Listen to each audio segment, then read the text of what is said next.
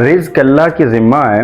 ایک بڑا خوبصورت واقعہ ہے، امام ابن کثیر نے البدایہ والنہایہ میں نقل کیا۔ حضرت ابراہیم بن ادم سے ایک شخص نے شکایت کی کہ اہل و عیال کی کثرت معاشی لحاظ سے بوجھ بن گئی ہے، فیملی بڑی ہے، آمدن بہت تھوڑی ہے، تو جو میرے بیوی بچے ہیں وہ مجھے اپنے اوپر بوجھ محسوس ہو رہے ہیں۔ تو حضرت ابراہیم بن ادم نے جواب دیا کہ اپنے اہل میں سے وہ بندہ میرے حوالے کر دو جس کا رزق اللہ کے ذمہ نہیں ہے۔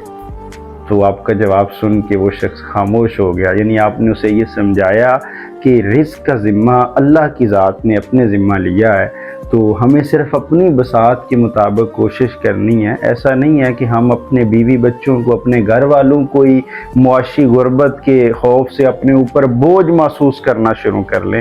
فرمایا ایسے نہ کرو، اگر تمہارے اندر یہ سوچ آ رہی ہے تو تم جس اپنے گھر میں سے جس بندے کا یہ سمجھتے ہو کہ اس کے رزق کا اللہ نے ذمہ نہیں لیا ہوا ہے، وہ بندہ اٹھا کے تم مجھے دے دو، میں اس کے رزق کا بیڑا اٹھا لیتا ہوں۔